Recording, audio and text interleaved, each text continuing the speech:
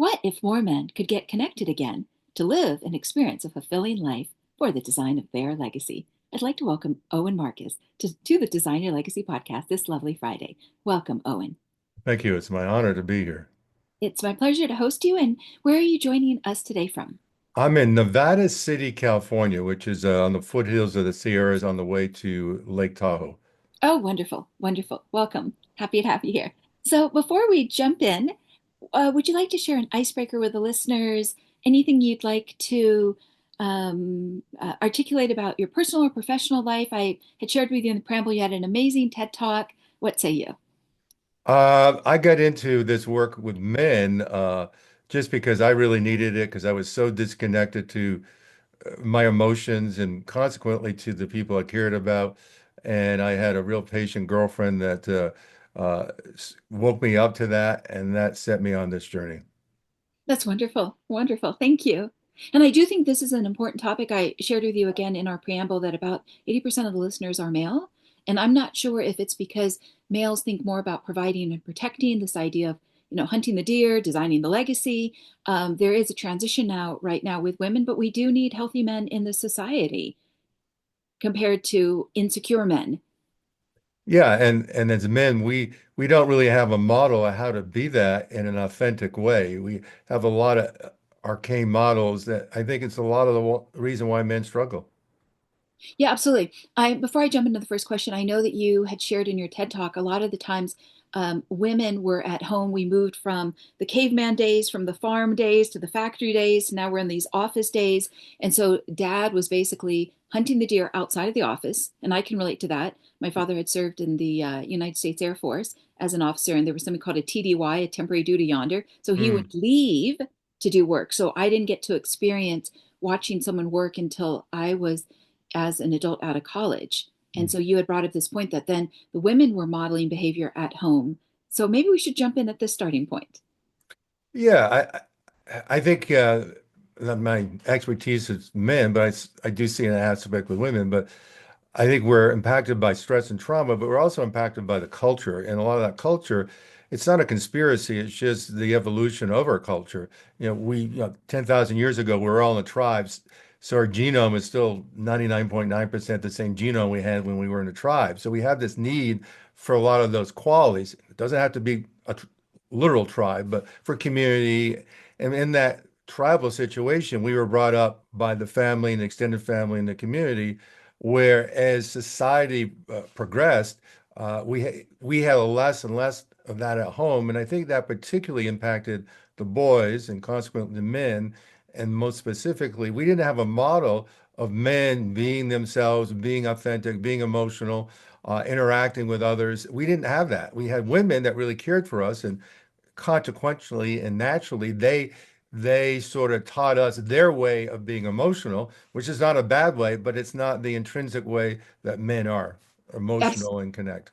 Absolutely. I know men are more single focused. Women will multitask. They'll be thinking about 5 to 15 things in their head, like I'm doing right now. And it's not personal to you, it's just the way that the brain is wired. Yeah, and when men, and the research, as you probably know, is when men try to do that, we really screw up. But women, yes, they have a natural ability to do that, and we are sort of the hunters, and women are sort of the gatherers, and some of that is still within us. And I think that's part of the drive that men had to go out and create. Women have this beautiful ability and opportunity to literally create within their own body, and there's nothing more sacred or more beautiful than that. But as men, we have a desire to create, which sets us up for what you're talking about with legacy. Yeah, that's beautiful. There is a lady well, she used to be in Los Angeles and Pasadena. She has since moved to Colorado. She had and still does, a seminar series called Celebrating Men Satisfying Women. And I Mm. attended in my early 20s. It's kind of on the pricey side, but she talks about a lot of the biological stuff that you have brought up on your website and so forth. Because she said, and we're going to now officially jump into the first question after this, but she did say that a lot of times women are emasculating men and they don't even realize it.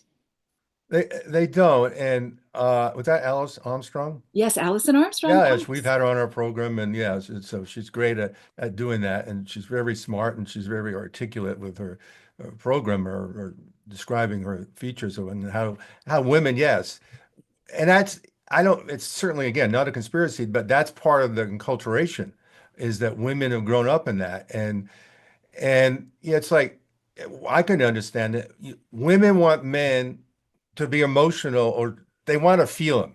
They want to Mhm. feel, a woman wants to feel her partner. And the guy wants to do that. As she would say, men do not do things unless we think we can win at them. So we think we can do that, but what we realize so often in relationships, we're failing at it. We're failing at it primarily because we weren't given the tools. And it's like a guy could understand if, you're a guy and I wanted you to build my house, but you didn't have a set of plans, you didn't have the tools, and you weren't trained, you're not going to build me a house. Yeah. Well, I think that's why right now half of America is single. Yeah. And as you probably know, with the younger generation, a lot of these guys have given up. And the They have. women are surpassing the men in many different ways. And the men say, we give up. And the women are just pushing. And my partner has a daughter that's very successful. And her biggest struggle is not professional, it's finding a man that can meet her. And do partnership with her. Right. And meet her at the level that she's at, and highly trained, highly successful, and been doing her work. And she just, for a lot of different reasons, can't find a man that matches her. And she's an amazing woman. Yeah, maybe she ought to take a seminar with Allison Armstrong's group. Yeah, absolutely. I think women are always looking to connect at every touch point. I'm going to connect. I'm going to connect. I'm going to connect. And it's like it's just nature. And I think Allison did bring up this point. It's like if a guy's watching a sports game, he's not ignoring her. He's just watching the sports game. But she'll take it so personal and get all mad and turn into the rage monster. I just had two guys yesterday, two coaching clients of mine, successful men, own their own businesses. And that was the issue. That was the issue. Uh, and, you add stress, and that often is sort of what pushes a person, or in this case, these women over the edge. Because the women know, they know in their head, and often know in their heart that their partners really care for them. But when they're feeling this natural need for connection, as a therapist would call secure attachment, they go into a panic. And that panic becomes this sort of histrionic behavior. And as guys, we don't know what to do. We just freeze, and then we freeze, which is to disassociate. And then that Mhm. scares our partner even more because it's like we're getting more and more detached from them, and so they amp it up more, and it's a vicious cycle. Now, my partner is a couples therapist, and we do couples retreats all over the world, and so we're working with this all the time. And I love doing it because I get to sit with the couple and unpack this process, and right in that moment, train a guy to do something that he's never seen done before. And guys aren't dumb and they want to succeed, they just don't know how to do it. Yeah, okay. So I'm going to move on to the first question in a moment. But to any of the male listeners out there, when that woman is freaking out, it's like a thunderstorm. You have to let the thunderstorm pass. The thunderstorm's not going to kill you. You just have to be real stable and she'll come back to balance. Okay, that's for any of the male listeners out there. Well, and I would add with that, and this is what I was telling my clients, the more you can stay present in your body, in your emotion, and what that does for her is, and you're not leaving, you're not literally leaving, and you're not energetically or emotionally leaving. It tells her that you're there, and that often will downregulate her. She'll That's start to correct. relax because she's starting to feel you, and she has this sort of implicit permission to freak out, and she'll cycle through that often. Correct, correct. And women will test men till the day they die. Exactly. And they do. And I tell the guys that. All right. All right. So buried in all of us is the ability to connect. What does reclaiming this really mean? Um, that means that we really have relationships that work, that give us energy and not drain us. We have a fulfilling life, and we're actually healthier. And so the secret, and this is why we're so successful with men, is getting them to connect with themselves first. Mhm. And the secret to doing that is not approaching it as an emotional phenomena first, but as a physiological phenomena. Because I was one of these guys, and hundreds of thousands actually, clients of mine, if I asked them in the beginning, what do you feel? Either they want to leave the room or they struggle, they're afraid to tell me what they feel emotionally. But every guy can connect to what they feel in their body. And what we find and what the research has shown is when you can start to connect yourself somatically to your physical experience, that's a setup to connect to your emotional experience. And then once you're connected to your own experience, either naturally people connect to you or you connect to them and you're like literally in the room with them. Yeah, brilliant. Thank you for sharing that. Would you also share a personal moment when you realized how disconnected you had become? Well, I talked about this in that TEDx talk. I had this woman, we were sitting on my couch, and she's saying, Owen, I don't feel you. And then I'd explain to her why she should, and she'd say very patiently, Owen, I don't feel you. And this went on for a few minutes, and she was not accusing me of anything. She really wanted to feel me. And I was Mm, giving her all these logical reasons, like a good guy, why I was being emotional, why she should feel me. And then suddenly it dawned on me, I'm not connecting to my feelings. I don't know what I feel. I'm not arguing, but I'm like debating. I'm giving her rational reasons to convince her that I'm emotional. So that was a big awakening. Now, that was just the beginning. I didn't know how to do it, which is why 30 years ago I formed my first men's group and then went on from there. yeah, that's wonderful. And I know that you did mention in your TED Talk and other podcast conversations that you were dealing with learning disabilities. And then you said, if I'm dealing with this, am I the only one? And I think that was from kind of this place of getting curious and then realizing, let me extend a hand for anyone else that's out there because I can't be the only one. Yeah. Yeah, so in graduate school, I realized I had dyslexia, and then I realized I had Asperger's, and and I think, you know, most guys are sort of on that spectrum when it comes to emotions. The classic of now Asperger's or someone on the autism spectrum is that we don't really connect with our emotions, and that's true. But I've come to believe, and some of the new research supports that we're actually very sensitive. But I think in general, all men in this culture, for the most part, have a disability around connecting to their emotions in a way that others can feel them and and often just even feel safe with them. Oh, that's interesting. Many executives, specifically CEOs, are actually on the spectrum. Yep, Yeah. they are. And I still struggle with certain things. I've healed a lot of it. My penmanship is still terrible. I think it always will be. I screw things up with my dyslexia, but I think a couple of things with people that are dyslexic or have Asperger's is that we learn to survive, so we're tenacious, and we learn different ways to get the job done, which often is better ways than the traditional way. And then between the tenacity and a different way to approach things, we create successful businesses. Yeah. Yeah. Well, it's interesting. Was it the that expression about mother is the invention of the necessity is the mother of invention, something like that. Yeah. How did and does science shape your understanding of connection and emotional authenticity, as well as your decades of refinement now in this area? Um, I first got turned on to the physiology of trauma and stress back in 1980 by Peter Levine, who's literally written half a dozen books on it. And it's the sort of world expert, and we became friends, and I studied with him. And he was the first to explain to me that we all know that we have fight and flight as a Hmm. survival response. I did not know until then, until he explained that we have this third behavior, which is the freeze response that all mammals and other animals have.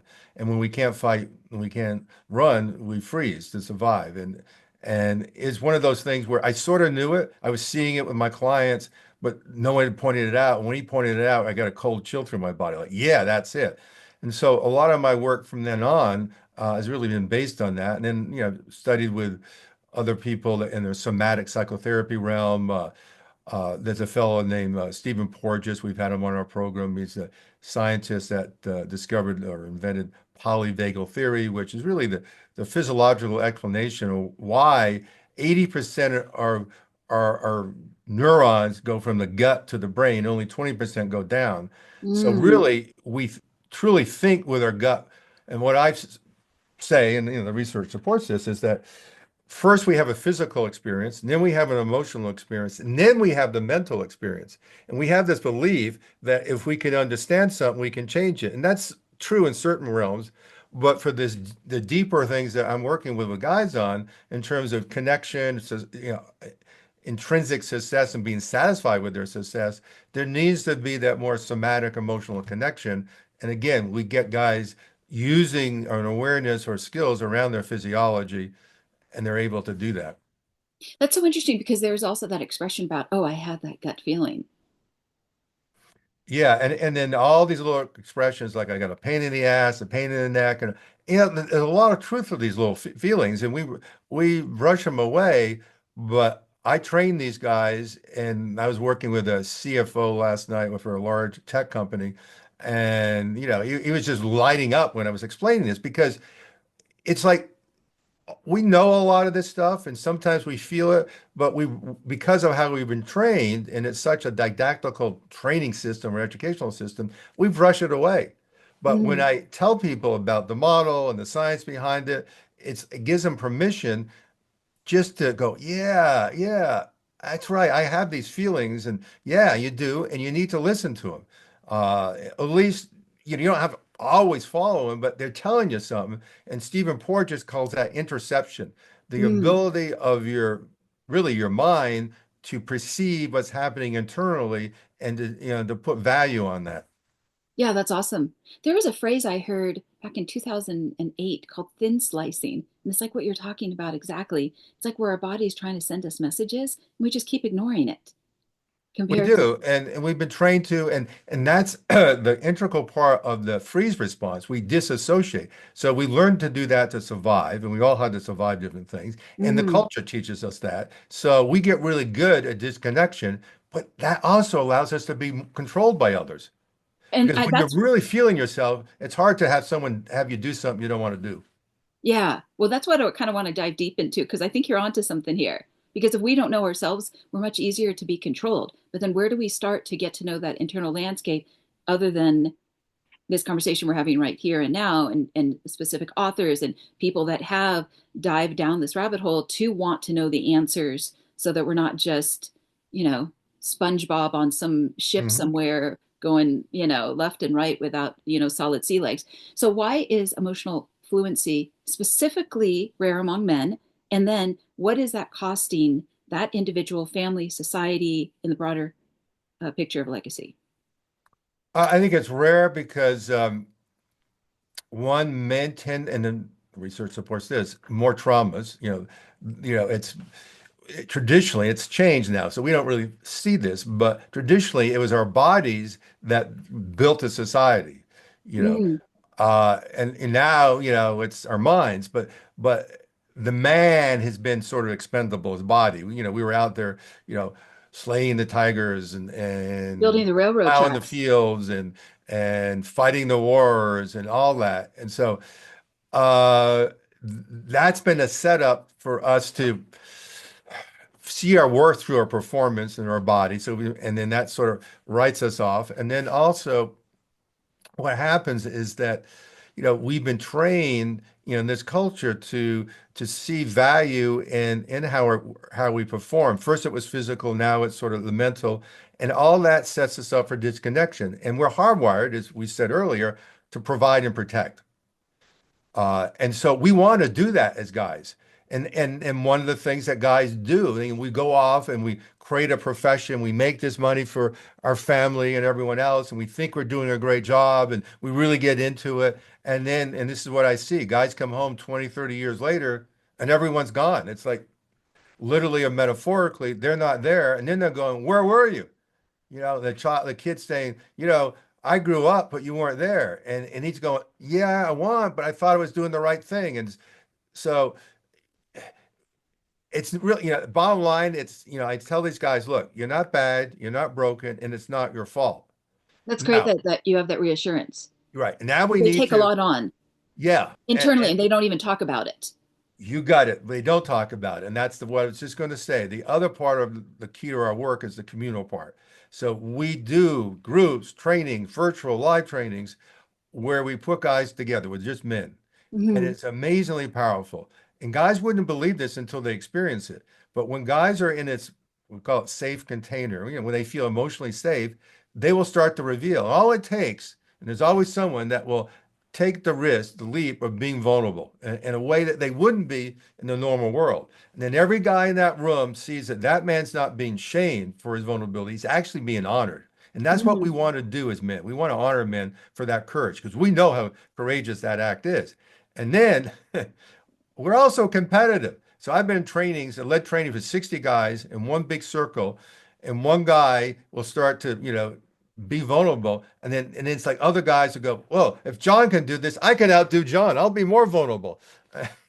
And what happens is these guys just are really opening up because they first they really know it's safe. Second, they're getting honored for it. And three, they're a little competitive. And within the course of an extended weekend, these guys are transforming their lives because we're giving them skills, but we're also giving them a safe place to do something they've never done, at least as an adult, which is to be with themselves in this vulnerable way with other men that are doing the same thing. And it's like getting a nutrient that we've never had.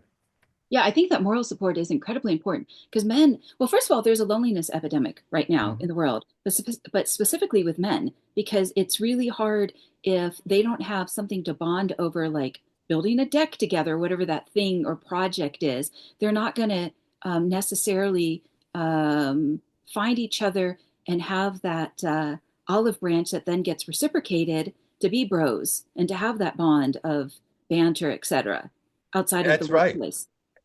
And or in almost all those situations, we need that. Like guys, you will watch something together. They won't look at each other, but they'll focus on the activity. Hmm. But rarely does a guy ever have a vulnerable, authentic conversation with another guy. And I hear it from a lot of women. Guys, the women will say, guys tell me stuff they never tell their friends. I go, yes, because some women feel safe, and you probably get this with your clients. They'll tell you things that they won't tell their buddies. Yeah. And so in our situations, they're telling other men, parts of them that they've been shamed about or whatever that they never would tell another guy. And this, as you can imagine, just that act alone is very healing. Yeah, yeah. All right, so let me agitate the problem a little bit. What is the cost to families and society, and specifically designing a legacy? Because legacy is still at this point where people either think about death or taxes, or they never talk about it. So, what is the cost to families and society? In my realm, we're slowly destroying it. I mean, we go to social media for connection, which is like junk food connection. I mean, it fulfills a need like junk food, but it doesn't nourish us. It actually, like junk food, makes us less and less healthy.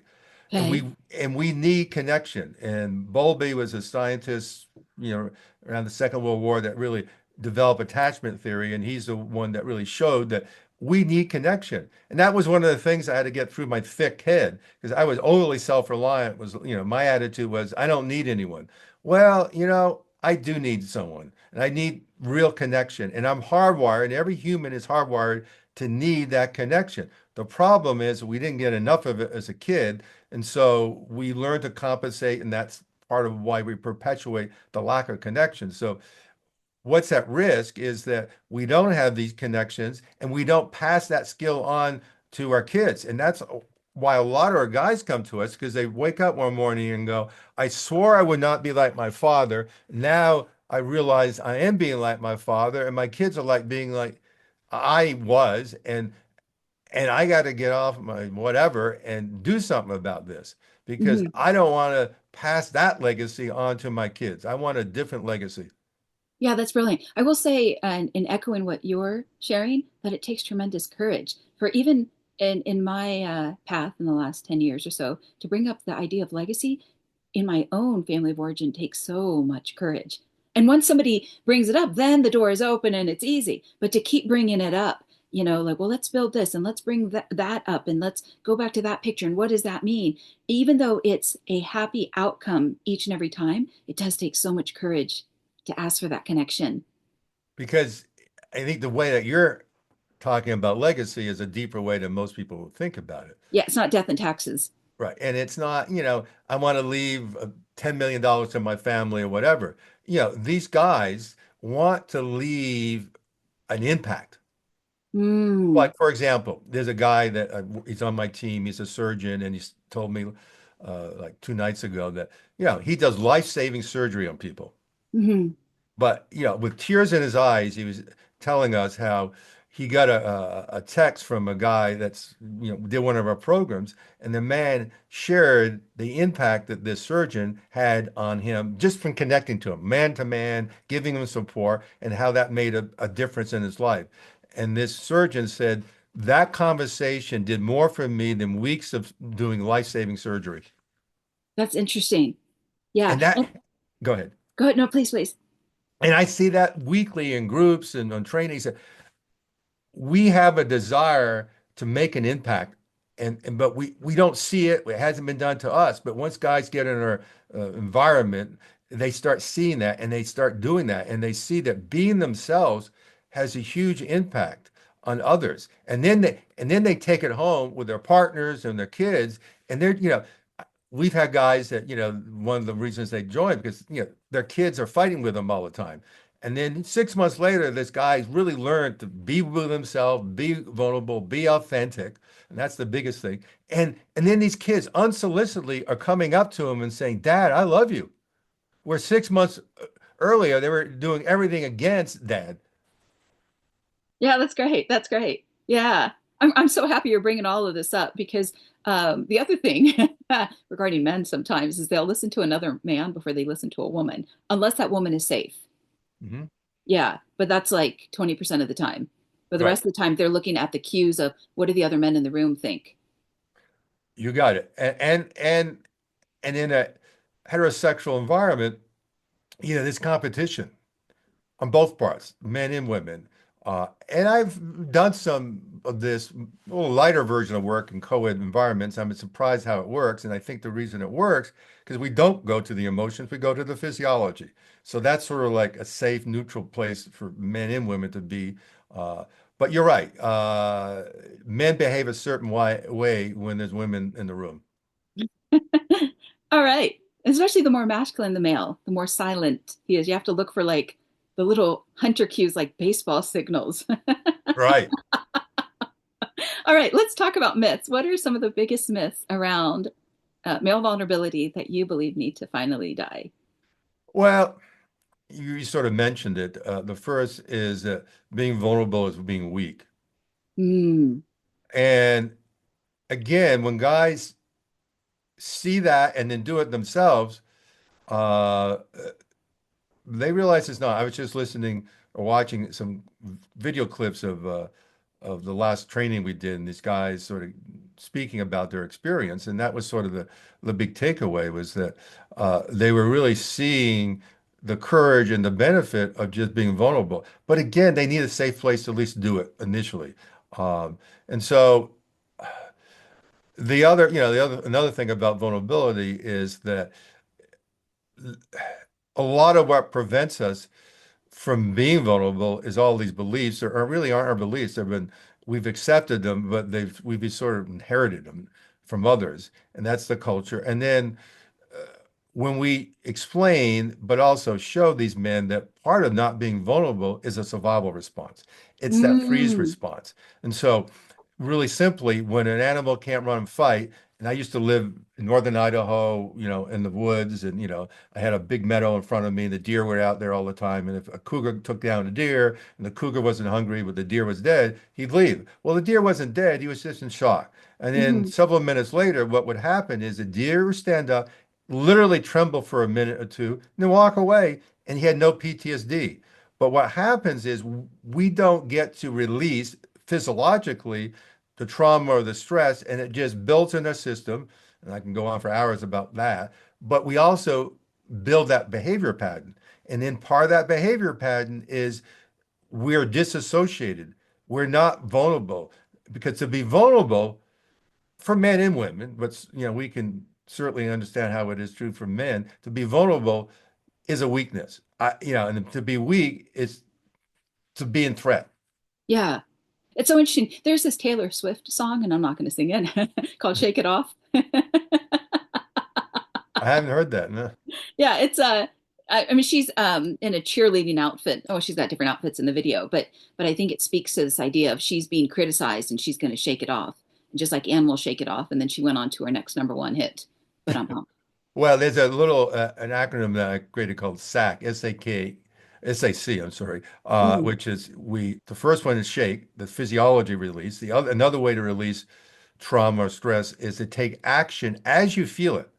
So Okay. again, we dissociate, and we see this a lot with guys. They'll achieve a lot, but they're not present. They're not feeling their vulnerability physically or emotionally. And the third way is through connection, which Mm. is co-regulation. And what Stephen Porges and now others have found is that, we're connecting.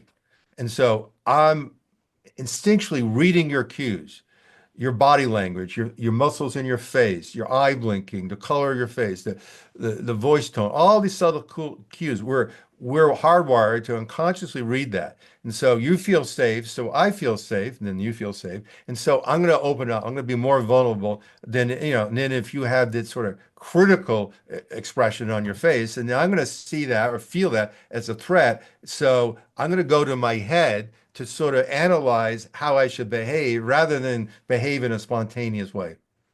Yeah, it's so interesting. And I want to weave in women here for a moment. What about women that have a lot of masculine energy or masculine traits in them, whether they're homosexual or heterosexual? Well, I think what happens is this hyper masculine model that we've been given and trained to have for a lot of different reasons, women adopted because they sort of had to succeed. Okay. And it's not healthy for a man, at least over an extended period of time, and it's not healthy and probably even less authentic for a woman. Mhm. And unfortunately, they get chastised for, being so masculine and not feminine, and that's again part of the culture. But it, we don't know how to be powerful in an authentic way. Mm. That's the vulnerable scary zone. Yeah. But the often the people that are not only the most successful, but the happiest and the least stressed with their success are the ones that learned in some way how to be powerful without being stressed, without maybe being controlling, and and and sort of going with that flow or that chaos. And rather than try to prevent or control the chaos, they actually use that energy as a catalyst for change. Yeah, it's interesting. Alison Armstrong, just circling back, and I'm not going to bring her up again since you're the guest on the show. She did make a very interesting point that when women try to be too masculine, it can end up with heart disease and heart attacks, which is the number one killer of women. And I thought, ooh, interesting. And that's also true for men. Uh, Okay. so the body is a literal metaphor. And, when I had my clinic and I get all these type A guys in, and they literally had a hard body. Hmm. And that was in some ways killing them, and certainly metaphorically killing them. And it became this virtual straitjacket on them. But Hmm. that came from how we as men have been trained to behave and to succeed. Hmm. And being vulnerable allows us to release, allows us to let go. And most men do not have a place to really let go. And they get so that they don't know how to. The nervous system has unlearned that. I mean, it's still there as hardwiring, but they don't know how to release. Which is And energy. Keep going. so so when the body doesn't know how to release, it never downregulates. So my little example of the Oh. deer, what happens when he's shaking that off, he's releasing the charge that got put in his body, but he just sort of froze it. He locked it away when he was frozen to pretend he was dead and safe, uh, and not to feel in case he did get eaten. But when is safe, he literally shakes it off and releases it, and it doesn't stay in his body, but it stays in our body, particularly our fascial system. And so whenever you have an organ that's malfunctioning, you have a structural restriction around that organ. It's a bit of a chicken and egg issue. But like the heart, for example, you have the endocardium and the pericardium, which are fascial sheets. And Mm. so when fascia has stress, and it's the organ of stress, Hans Selye, the guy who wrote the book on it over 50 years ago, said that the body gets tight. So, we have we have a hard, stressful day. We get a tight neck, tight shoulders. But, decades of that, the guy ends up being like a rock. Interesting. So the remedy would be exercise, yoga, stretching, breathing. A lot of different remedies. A lot of Sex? different remedies. Exercise, yes or no. And I get a lot of these guys, they were addicted to exercise and they get tighter and tighter from the exercise. It wasn't the exercise, it was how they were doing it. Mm, Some of it was form, but a lot of it was they were going into it tense and they did it tense and and they got it quote high, but a lot of the high and what they thought was a release was actually exhaustion. interesting. And I used to work with Olympic athletes and professional athletes. They tended to be a lot less stressed because if you're playing at that level, you can't be stressed. Yeah. If you are, you're not going to last too long. So what is at least one or two good remedies? Uh, I think the core remedy is, and this sort of gets into the mindfulness or somatic mindfulness, is feeling your body. And this is what Okay. I was actually working with these two guys yesterday afternoon, is to notice when you're getting tight because you got this little window. It's like you're sitting there and I told you about this and you intend to do it and maybe you did some mindfulness, a little practice, and you start to realize your shoulders are going up. And you go, oh, that doesn't feel good. Negative reinforcement, you drop it. And I've worked with clients, and then after a few weeks, they get not real upset, but they'd be concerned, like, yeah, my shoulders are tight. And I laugh. I go, remember when I said that your shoulders are tight, but you don't know you're doing it. Now you're relaxing, and now you can feel that you're doing it as you're doing it. And that negative reinforcement is going to train you not to do it. So so yoga can help with that. Mindfulness work can help with that. Body work can help with that. Uh, it's for most guys, it's learning how to slow down before speeding up. Interesting. It almost reminds me of the power of acknowledgement. Like in coaching, sometimes if somebody names it, it loses its power. Exactly. And because I think what happens when we name it, we accept it and we experience it. And when we experience it, we can let go of it. Like this pen, I can't let go of the pen until I have hold of it. And I tell these guys, you can't really let go of something, which is really what you want to do until you know you have it. Mm, So I can tell you to relax. This is what guys they've been telling us to relax all along, but they know I never taught us how to relax. So it just becomes another stressful performance situation that we keep losing at, which only makes us more stressed. But we teach guys how to slow down, how to connect, which naturally sets them up to relax. yeah, especially slowing down without alcohol or weed or Exactly. something Because like you're that. not really slowing down when you're doing substances. Yeah. All right. Well, I know we got to jump into the legacy portion in a moment, but I want to bring up another question in this area just because I want to dive deep because I think this stuff matters. So what shifts have you witnessed when men reclaim their emotional integrity? I would imagine happiness is one, and a lot of men. Happiness, transformation. I mean, it's like you get, and I have a litany of physical things that happen Mhm. for guys. We've had guys in our group, and probably our programs too, particularly vets, that said, I would have killed myself if it wasn't for this. Oh, that's huge. Yeah, there was something you were saying before about the energy and the charge, and energy has to be moved. And a lot of people don't know how to move energy, and our culture doesn't teach it. And Yep. moving energy in a good way. In Yeah. a good way, which is in this context, releasing it. Mm, And guys think again, it's exercise will release it, and it sort of does. But if you're not really releasing the cause of it, it's going to come right back. yeah. Yeah. This is the important work that our society needs, so it doesn't break down. And you're not having all this collateral damage where you're stressed, you're upset, your disconnection is impacting, your family and your coworkers, your company. Well, absolutely. There's a trickle down effect. And, in coaching, sometimes there's this word that's used. The word is being like clumsy, like, oh, you just bumped into a wall.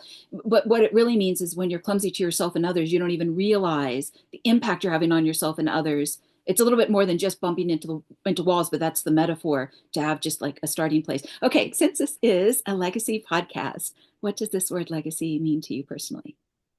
Um, for me, it means leaning into who I really am and showing up authentically and having who I am and my unique gifts and even you might say my shadow, good and the bad about me.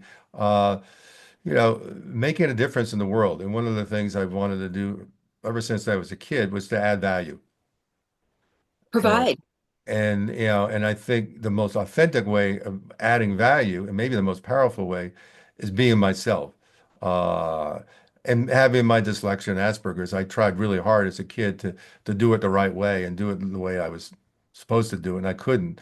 And I just gave up and sort of surrendered to being myself, and just found out that that was really a better way, certainly for me. And I'm always doing that. I mean, I'm always sort of honing those skills.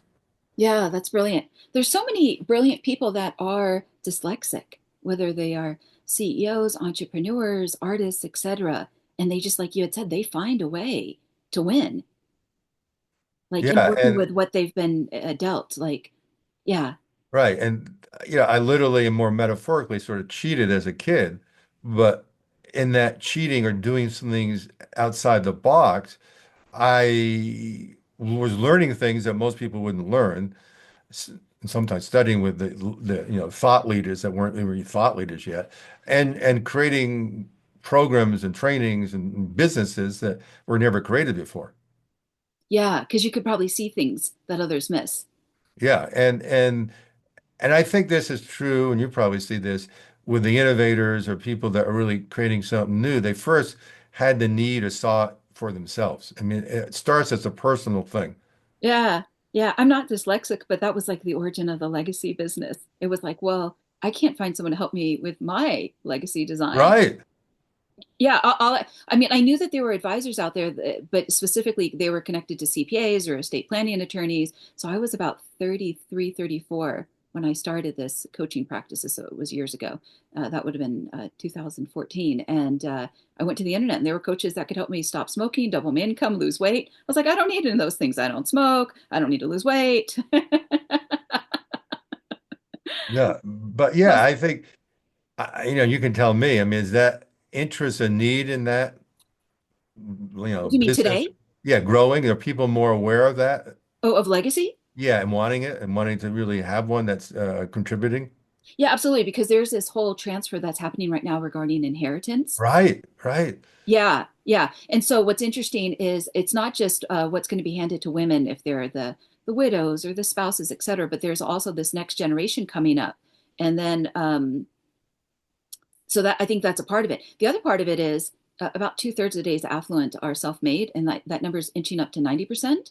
And Mm, for those individuals, let's say they sell a business, whether they're selling the business for 3 million or 30 million, they weren't necessarily having conversations at their dining room table or kitchen table about, okay, now I'm at this point where I'm not concerned about my survival.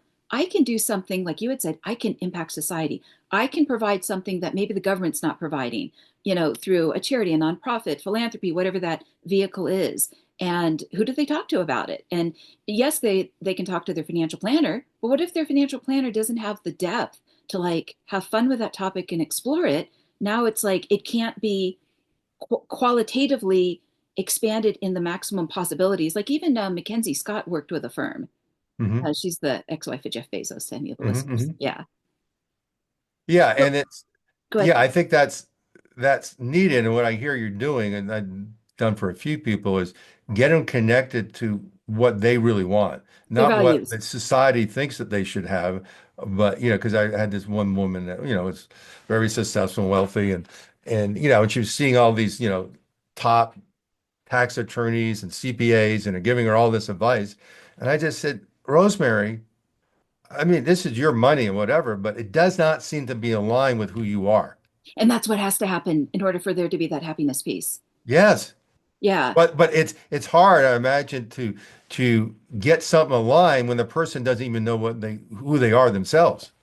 Yeah, so I think and I'm going to plug coaching. Some people think coaching is like a bunch of housewives sitting at home with a minivan. I'm like, okay, it can be that. And I give kudos to the housewives, don't knock them. There are some very brilliant ones, but coaching is so much more than that, and it is needed in society. It is so absolutely because if you're not having these outside of the box conversations where people are getting curious, then you never find those answers. Like with your associate Rosemary, somebody's got to get in there and say, like, who are you? What do you value? And then listen for like the hints, like they call it the hint language. Right. And then like you said, acknowledge that and say, no. Now I do this with guys all the time. Stop. You just said something, and I don't think you realize what you said. What was the feeling? Like I train my trainers and other men.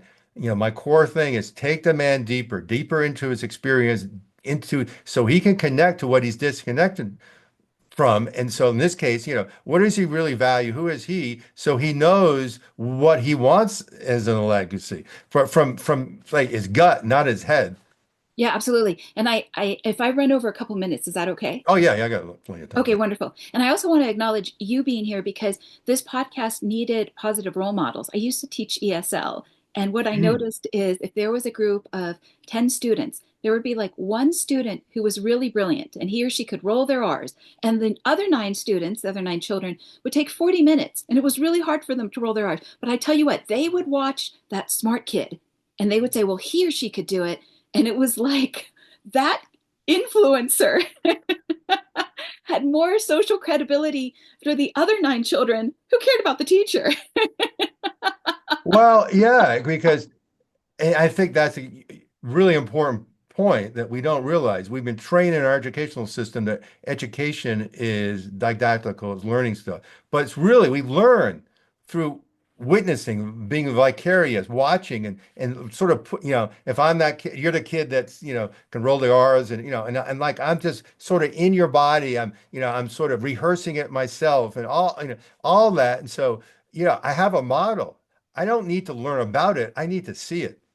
Yeah, absolutely. And if like let's say you're the cool kid and as a male you're connecting to your emotions and 80% of my listening audience is male, they're going to say, "Well, Owen is connecting to his emotions and he's a cool dude.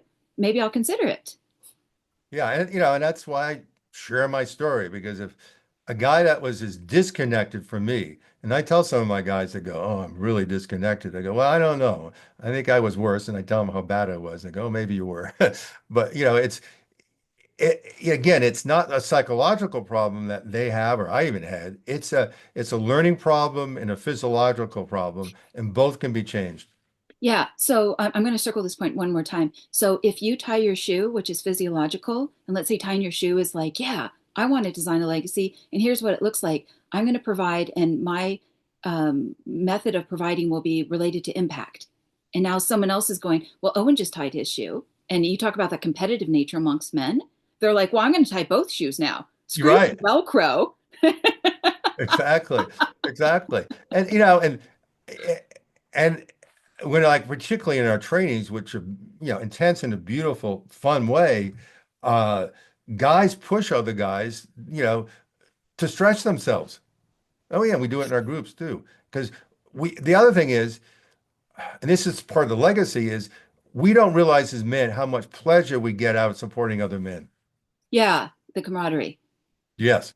Yeah. All right, so let's stay with this emotional connection area for a moment. How does emotional connection relate to the legacy we can leave personally, relationally, and generationally? Well, sort of like we were saying, in my belief or experience, that if I'm going to leave a powerful legacy in the sense that I'm going to be fulfilled, knowing that, I've had that impact. Not only did I leave my assets, but I left something of me that it's generative, it grows, because it's good and others are benefiting from it.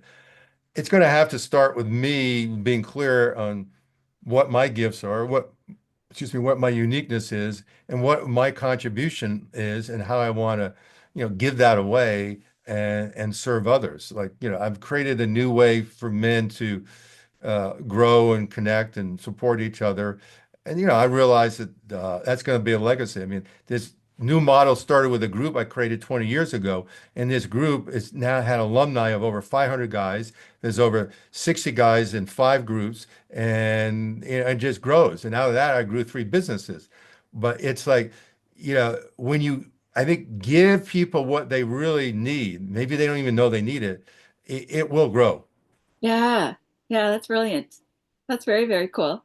What legacy do emotionally disconnected men tend to leave behind, even if it's unintentional? Uh, a lot of that collateral damage, we we train and train others, particularly our kids, because no family, no parent's going to be perfect. The but is if that, say, father, has some authenticity, some vulnerability, some sense of connection to himself, and you can create an emotionally safe space. Uh, And what happens is that child or kids feel connected, and the research shows it only needs to be 30% of the time, which when you think about it, it's not a lot. That child would be exceptional in that he or she will have secure attachment. And there's probably no bigger gift than a child having that ability to know that, like, in a family situation, I could leave, but I know that my connection to my family, my parents is so secure that when I come back, it's going to be there. And if I ever need them, they're there for me, and on and on and on. But almost all of us never had that. So we're operating at a deficiency. And so if a guy, sabotages his own life, it's going to roll into his family. Yeah, that's brilliant. Thank you for articulating that. So men need to step up and be the leaders emotionally. And they do. And like you said with coaching, they need help because yeah, there's maybe a little bit out in the books, but I even wrote a book. I'm writing another one, but I mean, that's okay. That can sort of give you some parameters, but you really need to go have these experiences. Yeah, absolutely. I will plug coaching again. Call Owen or me, 555-1212. Okay. If someone wants to build a legacy rooted in presence, connection, and wholeness, where might you suggest that they begin? With themselves, along with what we were saying about slowing down and connecting to themselves, Okay. and again, for at least for guys, we usually need some help. Yeah. And one reason I like working with entrepreneurs, they're a little more risk takers, they're practical, they'll do their due diligence. They go, okay, there's some science behind this. It sort of makes sense. They're not too weird. What do I have to lose other than a little time and money? All right, I'll give it a try. And I'll let my experience be the judge.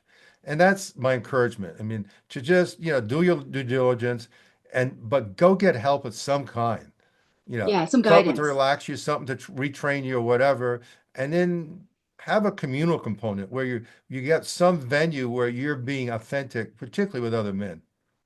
Yeah. And if it seems like I'm getting you to repeat, it's because sometimes listeners need to hear it more than once or twice before it becomes real. I do. Okay. So are there any daily or weekly rituals that you might recommend? And again, I'm circling the wagons. Yeah, well, I think that's a good question.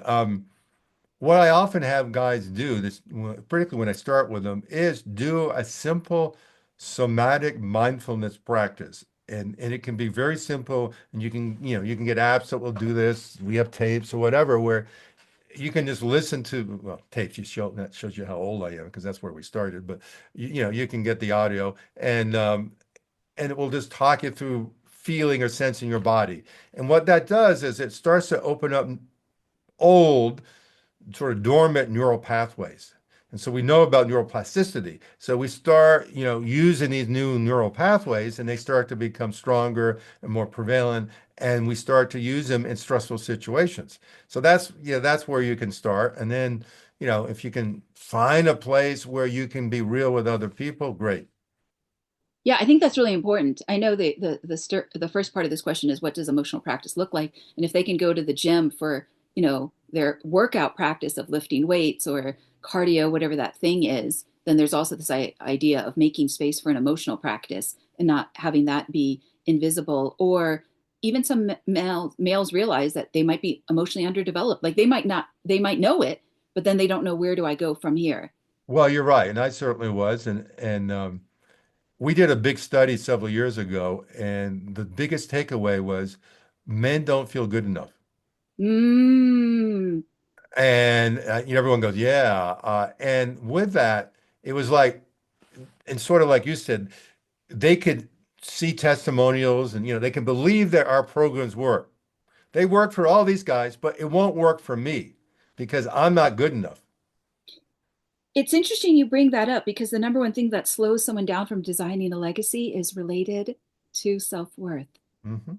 Are my answers good enough? Is what I'm going to provide and create good enough? What I'm going to build, is it good enough? Because if I can't win, I'm not going to even show up and start to try or finish And it. that's real important for a man, and Alice Armstrong talks about that. I agree with her. And so guys will be very successful in one realm, maybe Mm-hmm. or business, because in one way we're often compensating for the places we feel inadequate for.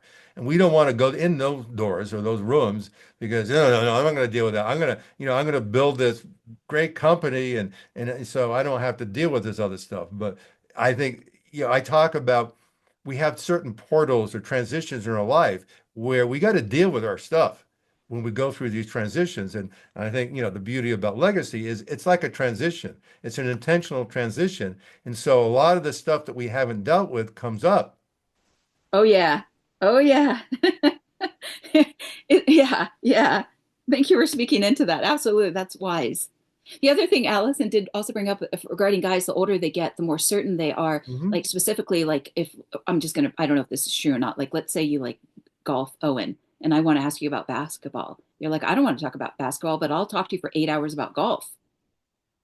I Yeah. think that's true. And in that way, I think guys get a little Asperger, and one of the other things that Allison said, which I would agree with, is as guys get older, their beliefs become their emotions. I mean, they get real adamant about the beliefs because we've had a lot of experience. Mm, And so that those experiences have taught us certain things. Great. But again, yeah, I think we all know that some of these beliefs can be limiting beliefs. They could be sabotaging ourselves and the people we care about and even our business. So that's where I get people, or guys, is that they're starting to realize that I might be successful, say at work, but I'm not successful at home. And what happens is we turn that around usually in a few months. And then without any effort, their business starts to grow. yeah, it's vibrational frequency. Yeah. Yeah. Good stuff. Okay. In your personal legacy, what do you think are your top 3 to 4 core values? Um, Emotional authenticity, adding value, as I said, and really authentic connection. I'd rather have real connection with a few people than, I don't know, artificial connection with many. I mean, one of my terms is authentic intelligence. That's my new AI, is that, Okay. to have real authentic connection and knowing how to do that. Yeah. If you were to set aside a weekend or two a month for the next year to design a hardcover coffee table book of your legacy, what images, stories, or emotional truths would fill its pages? I've never had that question. Um,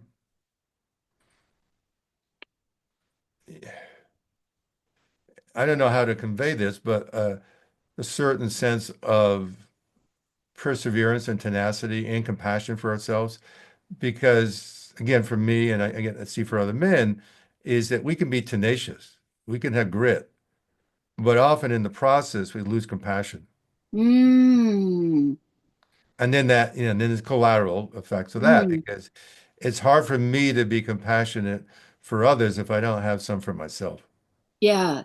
Yeah. So having all my challenges, or I don't call them disabilities, but part of my journey was, having compassion for myself, and I still got to do that because I still mess things up, which can embarrass myself and probably doesn't really affect anyone else. But it's an old legacy that I have that I have to, have compassion for. Yeah. Thank you for that honesty. It reminds me of the scene in the movie, the beginning of the movie Gladiator, where Maximus is on the battlefield and he's just going crazy in war mode, and he lifts his sword and then he realizes that's one of his own guys, and he doesn't kill the guy. He has enough self-control in that split second of the movie. Yeah, Um, and I see in my work with men that compassion comes out. And it's mm, and it's and it's dormant. I mean, I think about it now. I got tears in my eyes of just some of the remembrances of seeing men that were, because we worked with special ops guys, and there's some of the most compassionate, but some tough guy that seems really tough, and underneath their toughness is often a big teddy bear, and yeah, they just want an opportunity to help people. and do the right thing and be honorable and Right. pride And and have that. enjoy the pleasure of seeing them being themselves and compassionate and just present and the impact that it has on someone. Yeah. What's a good website if a listener would like to learn more about your work? And Yeah, our business is at MELD dot community. It's community spelled out. So it's meld dot community. And oh, that's wonderful. Okay. I, Mindfulness, we have it all. yeah. Say it one more time. It just froze over here for a split second. Yeah, it's meld.community, MELD dot community, and it's community spelled out. And we have free offerings. We have virtual live programs, groups. So a lot of things that we've been or I've been developing for 30 years that we've tested and refined, and as we know what works. There's a lot of stuff out there that people are doing it. Yeah, it might work, but my goal is to go to the cause and not the symptom. Good. Brilliant. Before I read my closing paragraph, I just wanted to take a moment to thank you. You talked about amazing things throughout this last hour or so, whether it's from the evolution of the culture, knowing where we've come from the last 100+ years, to, realizing that oftentimes people can disassociate if they don't have that guarantee of a win or the confidence around it. And also understanding how important it is to be honored compared to shamed. And yet the value of designing a legacy means we get to create society, not destroy it, with Beautiful. all of our gifts and talents and so forth. So thank you for carving out some time today. Thank you.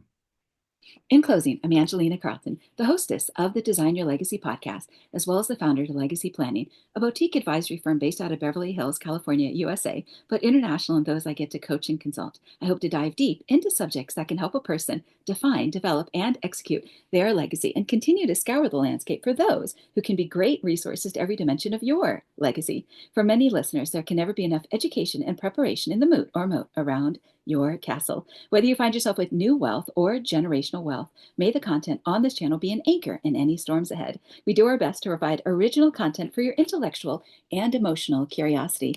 If you're tuning in on Apple Podcasts, Spotify, SoundCloud, etc., please remember to rate and review, share with your family and friends. And if you feel so inclined, send an email to either Owen or myself and let us know your thoughts and feelings about today's conversation. So thank you so much for joining, and thank you, Owen, for speaking into your legacy.